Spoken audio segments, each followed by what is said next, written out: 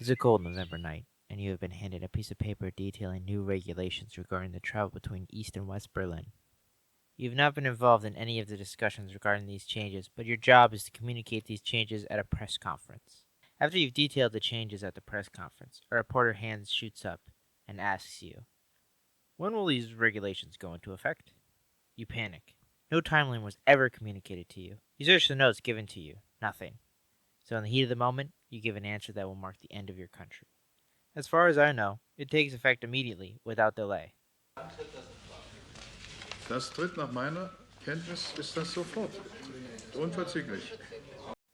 More journalists ask more questions, and you answer. It is slowly understood by the public that there is now free travel from East Berlin to West Berlin. As the news traveled throughout West Germany and then was broadcasted into East Germany, East Germans began to gather at the Berlin Wall, demanding to be let through. The guards are unsure of what to do. Sir, there are protesters demanding to be let through the wall. They said the regulations have changed and they can get through now. What? That's ridiculous. Do your job. No one gets through the wall. What is it now? Sir, these protesters are getting really aggressive and their numbers keep growing. Fine. Get the ones who are too aggressive and let them through, but they can never return to East Germany. Sir, the crowd is getting bigger. Hold them off, but whatever you do, don't shoot them. From this part, there are conflicting stories as to exactly who was the first to do it. Either way, the end product was the same. What did you say? He said keep the wall closed. Screw this. We can't keep this wall closed without people dying. We are outnumbered. Open it. But sir, I said open it. With that, thousands of East Berliners flooded into West Germany. People jumped up onto the wall, and after nearly 30 years, the Berlin Wall had fallen. Now, this event needs some context, for although it is true that the fall of the Berlin Wall was undoubtedly important, the USSR was losing steam and it no longer intervened in its satellite states. Poland's communist government fell and Hungary opened its border gate to Austria. The lack of response to this and the flood of East Germans exiting through Hungary led to protests that wanted the same for East Germany. The free fall, now present in the Eastern Bloc, was caused by mismanagement and inaction, because no one really was sure what they could do or even what they should do. Without the backing of the USSR, even East Germany, the most prized of the satellite states, couldn't hold itself together. The press conference and the fall of the wall were merely actions that had been set in motion due to the years of resentment built up. And now the government was weak. The people could take control. With the wall fallen and effectively East Germany, a new problem emerged: reunification. The Chancellor of West Germany, Helmut Kohl, advocated heavily for reunification, as the end of East Germany was always a wish for him. But this was something that was not meant to happen for many years, if ever. The abrupt end of the East left the West also in chaos.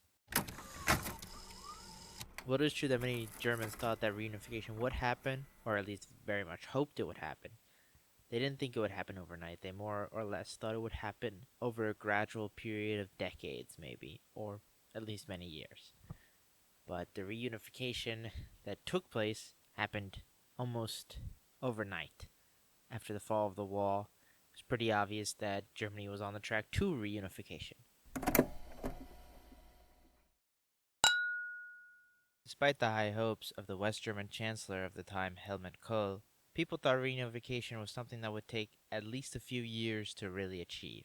Now that East Germany and the USSR were collapsed or collapsing, all of this was now kicked into overdrive. The German Federal Republic was all that really remained, so it was now in charge of basically double the amount of land it was previously in charge of. It also wasn't as simple as just being in charge of the land either.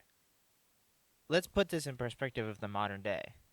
South and North Korean reunification is kind of the same idea as East and West Germany. People have been hoping and pushing for this since the separation. But there are some major problems when it comes to those two countries reuniting. North Korea is incredibly poor, whereas South Korea is one of the top economies in the world. The disparity between these two countries creates major problems with reunification.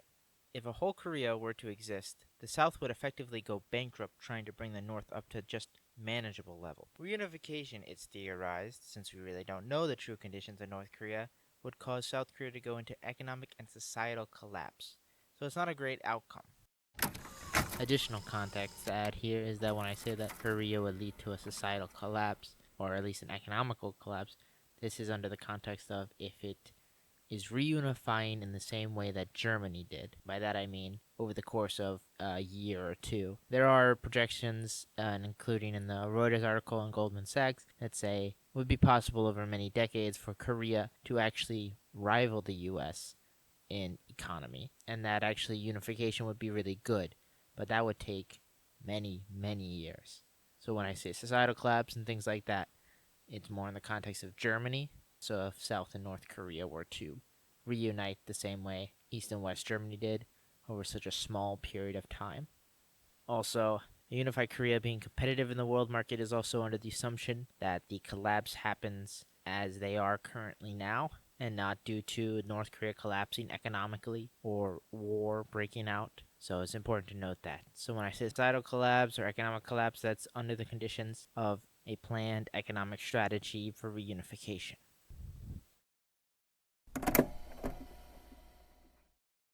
Now back to Germany, the economies between the two sides are not nearly as different as between Korea, but they are considerable. The West has been a beacon of capitalism at the time. It was even dubbed the Wirtschaftswunder, economic wonder, due to how quickly the economy bounced back from the war. Obviously, they had help from the US via the Marshall Plan, but it is also true that West Germany was just a straight up powerhouse at the time. The East, on the other hand, although a shining beacon of the communist bloc, suffered the mismanagement that came with being under the thumb of the USSR. East Germany had some advantages at the beginning of the separation. The industrial sector of the East was a lot more intact than the West, because it was too far away from the Allies to be bombed. Also, southern German cities were a lot more poorer than the eastern cities. The problem came when the Soviets implemented deindustrialization, which meant many factories were moved out of the East and to the USSR. Along with being part of the communist bloc, East Germany was shut out of the international markets. This meant that East Germany's per capita productivity was one-third lower than the West. Despite the setback, East Germany grew to be comparable to the southern European countries. And when it came to agriculture and education, East Germany was on par, if not better, than the West. Sadly, this growth was then hampered again by the USSR, as stagnation throughout the Soviet bloc hit East Germany.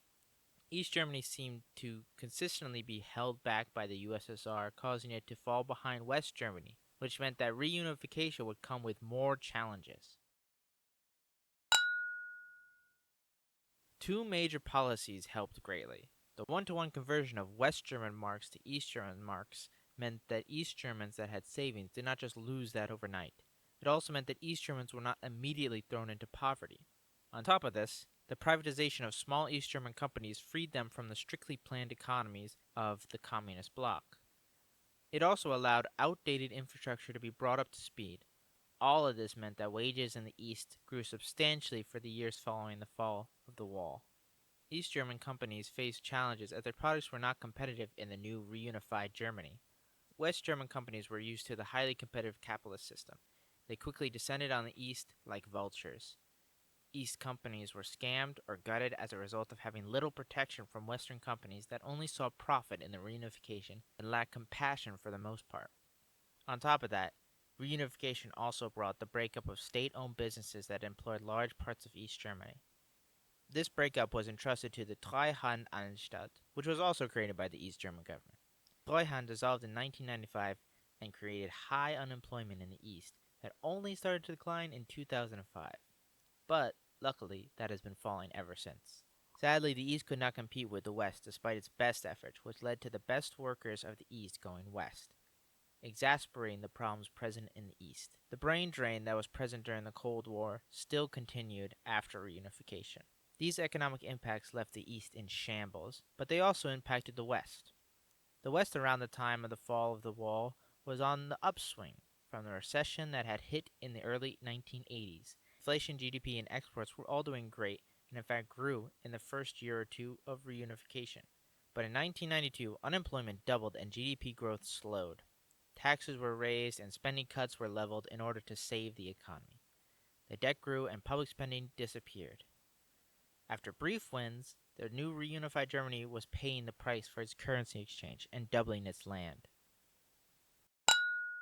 Why was the economy changed so drastically? Well, the first thing to point out is the reunification needed lots of money in order to be successful. So lots of money was borrowed. This helped raise the economy and actually was quite successful in shielding from the financial burden of reunification. The problem came when fears of how this debt would be paid caused spending cuts and tax hikes to go crazy.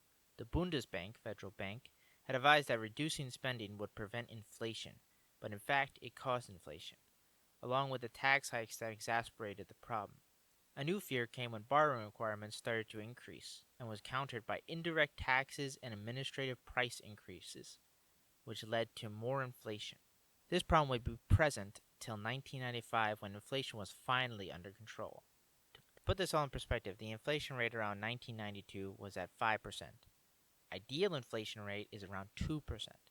Germany's inflation rate in 2022, due to the pandemic, was at 6.9%, higher than that of reunification. The US was around 2% in 92, but as of 2022 was at 8%. The numbers for Germany, as of the time of upload, stabled out at around 2%. This should demonstrate that reunification and the panic or paying off of debt was similar to the pandemic in terms of inflationary impact. But it should also demonstrate how economically impactful the pandemic was too, that it could even challenge the economic impacts of reunifying a country. West Germany was a country built around the idea of democracy.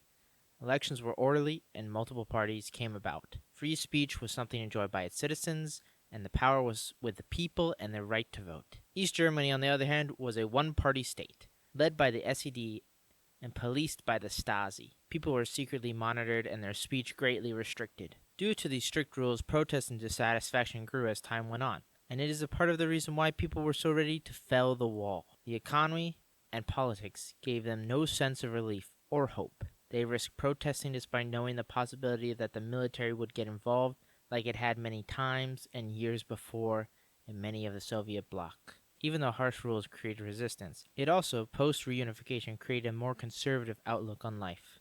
The East, since reunification, has been more conservative than ever. There is also a sense of Nostalgie, Eastern nostalgia, that still lingers in the East. They are feeling that life in the communist East was not so bad compared to the life in the reunified Germany. Part of this may come from the fact that the Eastern government, shortly before its collapse, was promising political change that could create a more democratic society, but still be socialist in nature. This created some loss when the wall fell, and some felt that change was coming. Of course, we'll never know, but it seems like with reform, it would never equal the political freedom they achieved with reunification.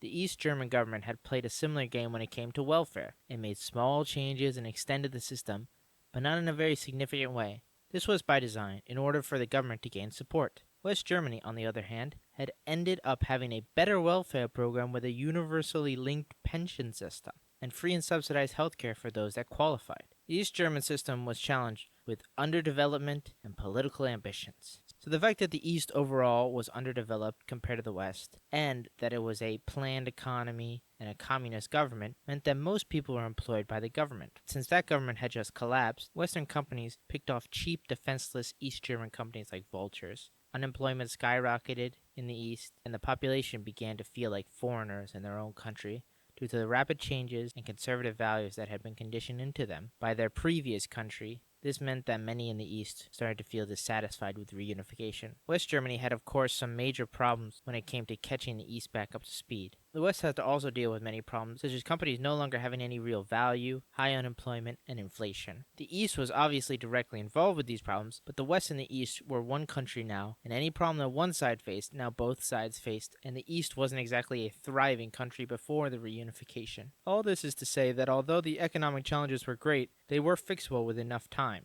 The real long-term fears are political chaos that came with expanding your population that much. East Germans lean more conservative. They are dissatisfied with the way reunification has been going, as their economic production is a third lower than that of the West, due partly from the brain drain that occurred during the early years of reunification. Immigrants were targeted as unemployment in the East meant that Vietnamese and Cubans that the Eastern government had let in now were seen as competition in the new unified Germany. These tensions happened fast as the Rostock-Lichtenhagen riots in 1992 took place. Hundreds of right-wing militants were applauded by thousands of neighbors as they attacked asylum seekers. Attacks included throwing stones and even petrol bombs. On top of this, the Moulin arson attack left 2 Turkish immigrants' houses burned down and 3 dead. These events were orchestrated by right-wing extremists. These events seem to be echoes to Germany's past, but unlike the echo, these extremist ideas seem to only be getting louder and louder.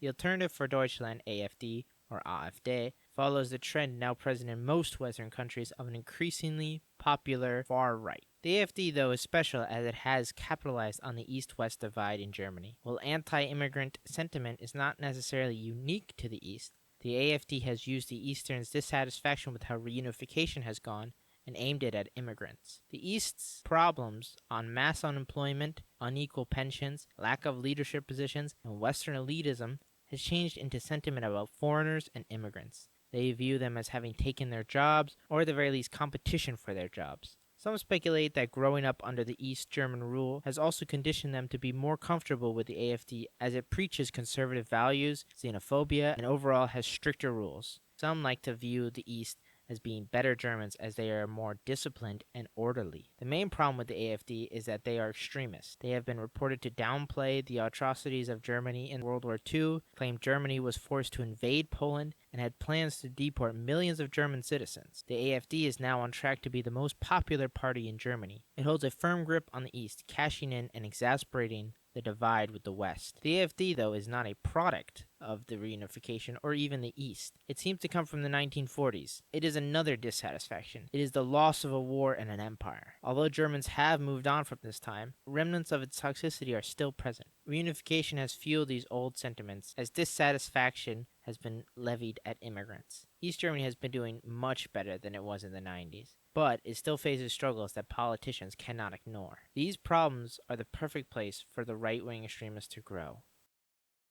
It is easy to think that reunification will mean that everything will go back to normal, but after being years of separated, economies and ideologies change. Some are fortunate and some run out of luck. Cultures change as well, especially along the lines of the Cold War. When we go back to Korea, to think that after being separated for over 70 years, that reunification would be possible seems crazy. That's not to say that it's not possible, but East Germany was less developed. It was at least heavily industrialized and somewhat competitive in the European economic world. North Korea is somewhat industrialized, but nowhere near competitive in the economic world. Besides these factors, political factors are a major concern. South Korea right now is becoming more progressive. Women are getting more of a say than ever, but the society still suffers majorly from some harsh conservative ideas around where women belong and gay rights. Not to mention that there have been a few presidents that have been involved in corruption and a political coup. Reunification would create a massive conservative wave that would threaten the somewhat fragile South Korean democracy. It's hard to say if democracy in Korea would survive the reunification process.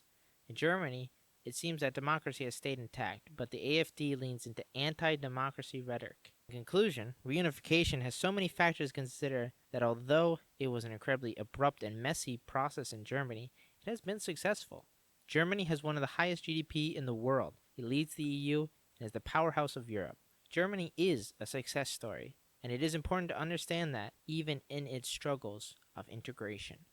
But only the future will determine if it stays a success. Thank you for watching this video. Please like and subscribe and comment anything that you found interesting in this video. Thank you so much for watching.